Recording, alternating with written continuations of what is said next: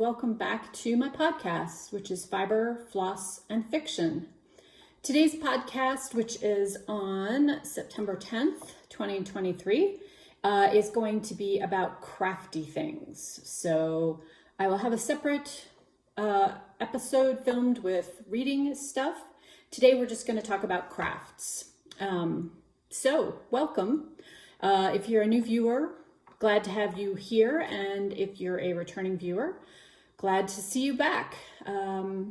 Thank you to everybody who commented on my last short kind of catch-up life information video. It's lovely to be back and lovely to be here with you all today. It is kind of a quiet Sunday. My husband's out of town, and we just got back, the dog and I just got back from a walk. We had rain overnight, which is very unusual for us this time of year, and more rain in the forecast. So it was lovely to go out. We took a walk through the green space that's just in that direction from our house, and did about 4 miles, just putzed along and looked at the scenery. It was very nice. So I hope everybody's having a good weekend wherever you are. The plan is that this video will be uploaded on a Monday, tomorrow. So hope that you had a good weekend at your end.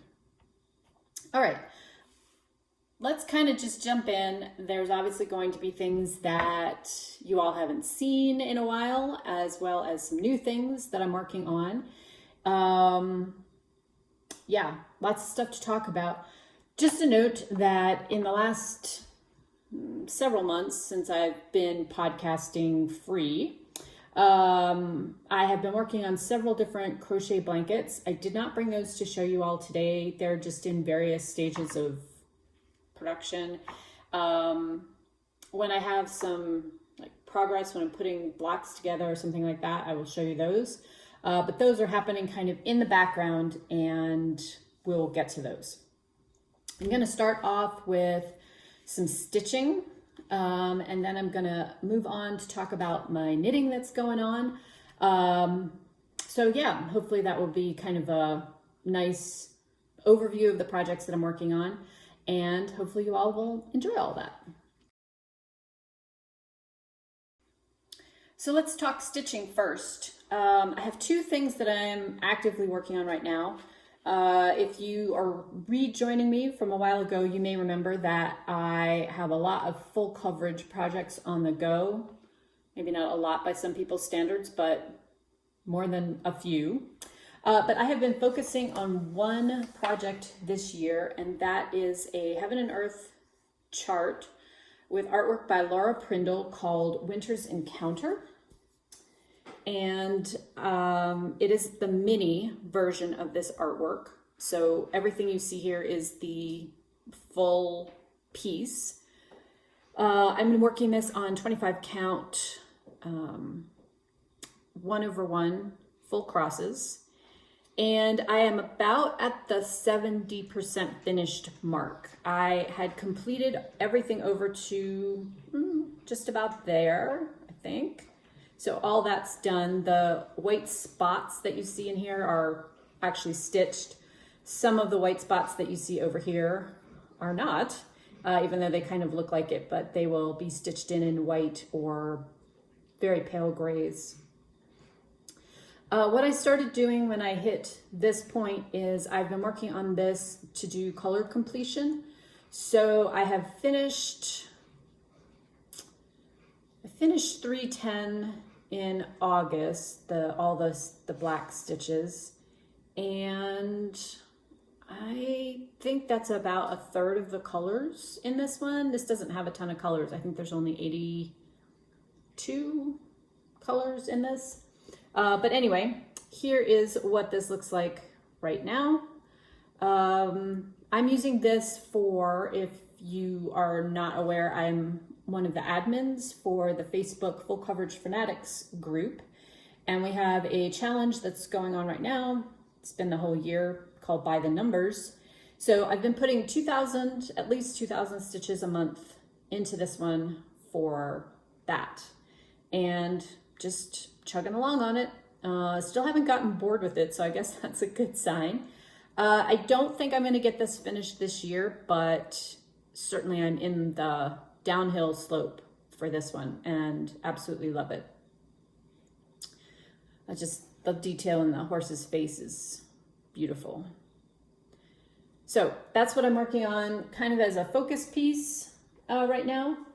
And so you'll be seeing a lot more of that whenever I podcast. That'll be kind of my main stitching project. I also have started a Mill Hill buttons and beads kit. This is Moonlit Kitties. And I have several from this autumn series that are all kind of Halloween themed in one way or another, but this one is the one that I decided to start first and am enjoying it.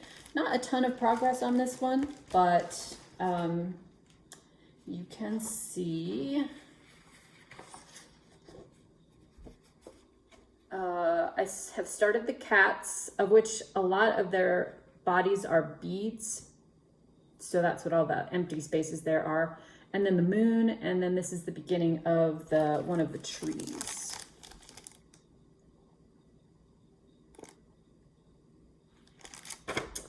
So no specific finish goals or anything like that on this. I've just been working on it when I feel like it. Just a nice little small project that certainly will be done before that full coverage one will be, but not, it's not a super big commitment. So enjoying that quite a bit, and it is seasonally themed appropriate. Let's see. I also wanted to talk about the fact that if you're not a member of the Full Coverage Fanatics group, I will put a link to that as well as links to everything I talk about today in the show notes down below.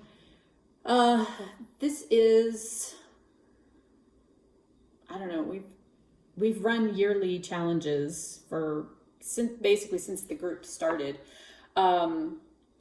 This year, we just announced the 2024 events. So certainly you can join in lots of the things that we're doing for the remainder of 2023. You can still join in on. But if you're interested in joining the group and looking for some yearly challenges to help you make progress on your full coverage pieces, we have lots of different options next year. The By the Numbers challenge is going to be back again. There's 4 different number amounts you can stitch per month. We've got a seasonal challenge. We've got some monthly challenges that'll just run for a week to help you make some progress on things like your oldest whip or your largest or smallest whip, things like that. There will also be a counting challenge called Epic Journeys, where we've chosen both real journeys like Lewis and Clark here in the United States, as well as some book journeys like Lord of the Rings, Frodo and Sam traveling to throw the ring into Mount Doom. So kind of fun. You basically are stitching the number of stitches that each journey encompassed. So kind of something just fun. And again, if you would like to join the group, you're not required to join any of the challenges. We just have them as kind of motivational, fun things you can join in and, share pictures of what you're working on. It's a great group. We have, I think, over 7,000 members now, if I'm not mistaken. Yeah, it's expanded far beyond where I thought it would be when it got started. So that's all I have for stitching. We're going to go on and talk about knitting next. So I have 2 small finishes to share with you all. I am participating in the Stash Down group on Ravelry's Hat-a-thon. They run 2 a year, one in February and one in September. And so I have been looking at different hat patterns that can use up scrap yarn. I am on a quest. I have a basket that has Ziploc bags in it. I'll actually show you one of those in a minute, where I have sorted my scraps into like sock weight, sport weight, DK weight, worsted weight. I don't have very much worsted weight, but a lot of sock weight. And then I have divided that down into things that are like less than 5 grams. For reference, a skein of yarn usually is 100 grams. Things that are like up to 15 or so grams, and then things that are 30 grams to a half a skein worth. And I just cannot bring myself to toss out half a skein of yarn. It's nice yarn, it's expensive, I want to actually use it. So I have been trying to find hat patterns to use up these oddments. And so here are the first 2 that I've worked on and finished in the month of September.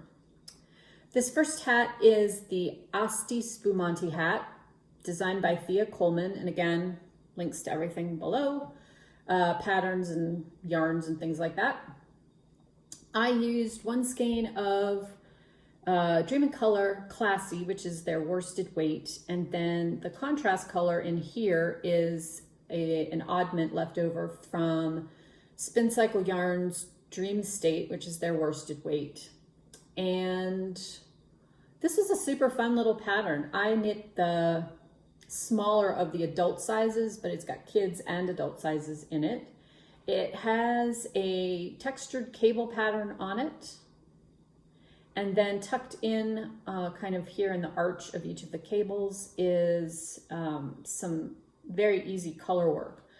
I wouldn't say this was like a great beginner color work pattern. The color work is not hard to do, but you're doing it at the same time that you're working the cables. So maybe something that's more of like an intermediate pattern, but I love how it looks. I think this would be a great pattern if you had like a black or really dark charcoal and then jewel tone colors to put in there. And while I use the same yarn throughout, you could, because of how the color work is written, you could do each row of the color work as a separate color if you only had, 4 yards or something, 5 yards, something like that. Little kind of cathedral window top. I did not put the pom-pom on. I opted not to make the pom-pom. But this one will go into the gift box. And then the second one that I finished up, which I just finished up last night, is the Medley hat, designed by Helen Stewart, who is Curious Handmade. And this uses either sport weight or DK weight yarn. These 3 are sport weight, and this is some DK I had left over. The bottom 3 colors are from Spun Right Round, Cupid, Hoof It, and Papa Wheelie, which is actually my favorite of the group. And then this is some leftover DK weight in Blueface Luster that I had from my shop. I can't remember what, I don't think I even named this color. I dyed it for a sweater, and it was kind of a one of a kind, but it's just a kind of burnt orange. So some very fall-like tones. This one's really pretty easy. This would be a good beginner-ish hat. Twisted rib for the brim, and then a very simple lace pattern, and the rest is just knit around and around. So easy. I could see using this for a lot of different yarn scraps. You could use sock weight and just hold it double if you didn't want to mess around with the numbers. And I would say because of the lace pattern here, you probably want to use a fairly solid color for this band, but the rest can be as wild as you want. And you could always do, if you had more of one color, you could always do these 2 sections in one color, this section in one color, and this section in another color. So enjoyable. Another good one. This is from one of Helen's Knit Vent collections. That's also going into the gift box. Okay, so then I have 4 other projects to talk about in the world of knitting. The first is a scarf that I'm knitting for my mom. This will tell you how much I love her because she wanted a black scarf, and this is not very much fun to knit on. It's really, really, really, really dark. This is the Mountain Ridge scarf. It's a free pattern on Ravelry. It is just one row that you work over and over again. I took out one of the repeats so it would be a little bit narrower because she didn't want a super wide scarf. But it has a very simple lace pattern with some textured ribs. And I am knitting this in, I believe this yarn is discontinued, but it's a Shibui Knits base called Maai, M-A-A-I. And it's in the colorway Abyss, which is a super dark, very jet black. It really is that dark. It's kind of an interesting yarn because it's a chained yarn. So you can see it's got, I think you can see, it's got a chained construction, so it's got a ton of air in it. It's super, super lightweight. It is 70% baby alpaca and 30% merino. So a really nice soft base that I think will feel great. I just have to slog through it. There's no easy. So working on that for my mom. That is a requested present for her birthday. Then the hat that I'm currently working on is called the Scrappy Striped Hat. It is by Schira, I think is how she pronounces her last name. And it is designed to use up oddments of fingering weight yarn. So here is where I am on the rib. And so this gives you an idea of kind of how I batch my scrap yarns up. I pulled colors that were all, I had about the same amount for each. The smaller adult size for this pattern uses about 65 grams, and I have 90 in this bag. So I won't probably use everything up, but just a nice mix of some teals, pinks, purples. And that's where I am. I just started this, so not very far along. Hopefully we'll have this done next time I talk to you. And if I like how it comes out, it's a combination of just plain knit stripes and then slip stitches so that you kind of combine the colors from one row, you pull them up into the next round. If I like how that looks, then there'll probably be more of those in the future because I have a lot of sock yarn scraps to use up. So that's that. Then I am working on a pair of socks because sock yarn scraps, right? You get those from somewhere. This is for the Socks from Stash Ravelry group. Our September prompt was to knit a pattern you've knit before. And these are CC Almonds, Strawberries and Cream socks. I am knitting mine in the Unmentionables, that's the colorway, on Classic Sock from Spun Right Round. And this is a super textured pattern. I think you can see that from there. It's not a hard pattern to learn or to do, but it does pull in quite a bit. So I used size 1, 2.25 millimeter needle for the foot and the toe.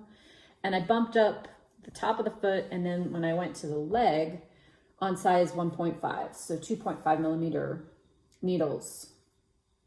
So you got this textured pattern for the leg and on the foot. I should mention these are toe up socks, which I hardly ever knit because I don't love that construction, but it's fine because that's how this works for the pattern. And then there's this diagonal lace at the top, and then just a basic rib. I used Jenny's surprisingly stretchy bind off for the bind off for that round. And a fish lips kiss heel. I replaced the short row heel as it was written in the pattern with the fish lips kiss heel because I just like how that fits better. So just one of these finished. I have a second one obviously left to do, but these are my sort of September socks. And yeah, they're fun to knit. And I think that the yarn goes great with the sort of strawberry theme. So fun pattern. And then lastly, I am working on a new sweater pattern because it's almost sweater weather, although not quite here. This is Andrea Mowry, or Drea Renee Knits Winter's Beach Cardigan. This is a DK weight pattern, and I am actually knitting this on one of my oldest stash yarns. I think I've had it in stash. I know I've had it in stash for more than 15 years, maybe 20. It's like one of the first yarns I bought, kind of when I got back into knitting after high school. No time like the present. Anyway, and I'm not really sure why I haven't used it because it's a gorgeous neutral gray, which I hope will go with everything. So this is the back. It has these big chunky staghorn cables, and then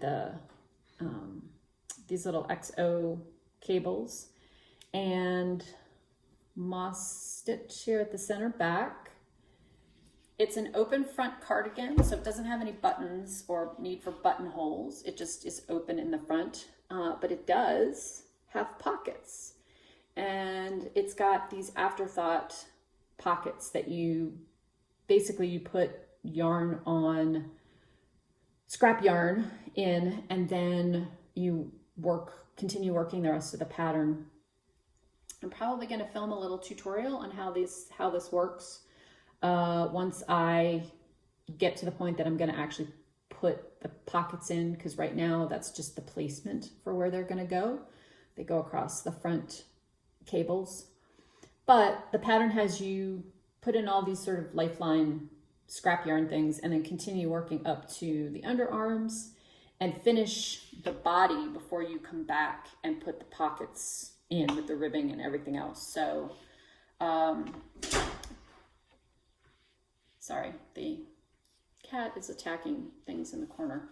So that's where I am on this one. It is lovely and squishy, and I think will be a great layering piece to pretty much go over everything. I have a lot of neutral things that I wear with black, like black pants. And I have a charcoal gray dress that I wear. So I think this will be a nice addition to that. So that's what I'm working on. Those are kind of my September, early fall project plans. I think getting through those the sweater will likely take me into October. I'll have some other smaller things that I work on this month. But I'll share all of those next time we talk. I think that's going to be about it for me today. Again, I hope you all had a wonderful weekend wherever you are. And I will be back with some separate video about books that I'm reading and my reading plans for the month. So look for that later. And I will talk to you guys soon. Have a good one. Bye.